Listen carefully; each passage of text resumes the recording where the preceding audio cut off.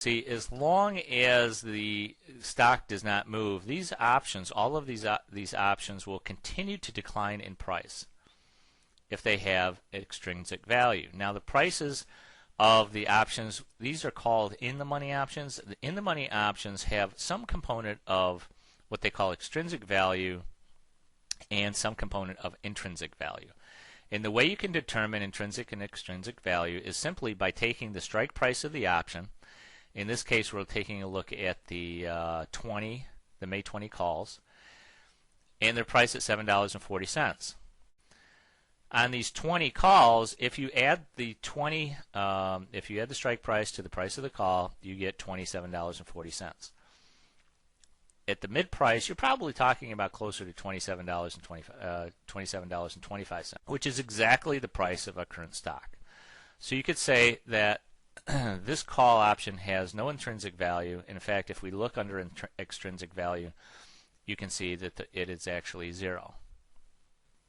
The closer you get to the at the money or the actual price, strike price of the stock, you can see that there is in fact some extrinsic value left. There is some time value left in that option, and that time value is basically saying that, hey, you know what? We do have 3 or 4 weeks before expiration, so the price of the option may actually increase to the point where it might be actually further in the money. What is our objective, though? Okay, this is just a very brief. You should have already a basic understanding of options. I probably haven't told you anything new, or maybe I have, I don't know, but depending on your experience. The important thing to remember, though, is that when we trade for monthly income, the stock cannot be in two places at one time. At expiration, we're going to make money on one side or the other. And that's an important distinction to make, because we make money whether the stock goes up or down. Now, the types of vehicles that we use in order to trade options on the exchanges are normally going to be, and I'll go through all those with you in the next series here in portfolio building.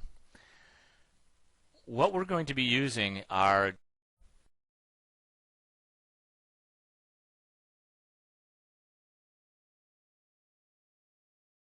adjustments.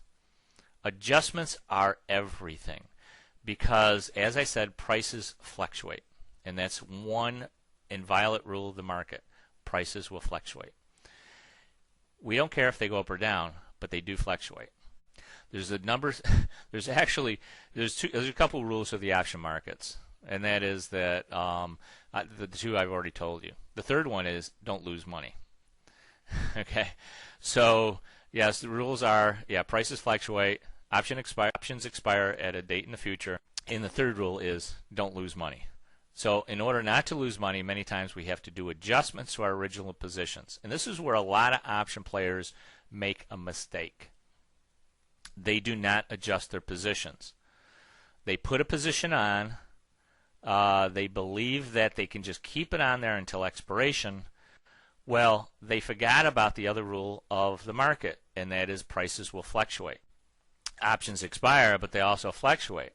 So if you get into a position, and a lot of option players do this, they just put positions on and they forget about them, and they don't even look at them until they have a loss. And then it's too late to do any type of adjustment to that position because they're already too far gone. Our goal is to monitor your positions, put these positions on, and then we will show you exactly what you need to do in order to adjust the positions, and that's where the majority of the real profits come in this business. Because, what happens to a business when it's not making money all of a sudden? Well, just like this, if we're not making money, then we have to take a look at the source of the problem and adjust our strategy in order to take advantage of new market conditions. And that's exactly what any business has to do. Any business who is not in a profitable position has to take a look at their business model, and exactly what we do in our business of trading. And that's why it really is a business, because we manage by numbers, and that's what all good big businesses do. They manage by numbers. So now this is an aggregate position of our demonstration account for the purpose of these videos. You will see this throughout all the videos that we're creating. on this strategy. We start out in a cash position, but I also want to show you what the profit potential of having more contracts. Eventually, as you get experience in this type of trading as a business, you're going to be able to have a great deal of confidence in your ability to adjust trades over time. I suggest that you begin with paper trading. Now, the Thinkorswim platform has a paper trading account that you can set up for free. It looks identical to this. The only thing that is different is if you look up in this top left-hand corner, this is a live trading account. It has a red symbol here with the Thinkorswim symbol and logo. If you have a paper trading account open, this is a green symbol. But the platform is absolutely identical. Everything is exactly the same. You can enter trades, you can adjust trades, you can look at charts, you can monitor your account. You can do everything that you can in a paper trading account with Thinkorswim as you can in this account.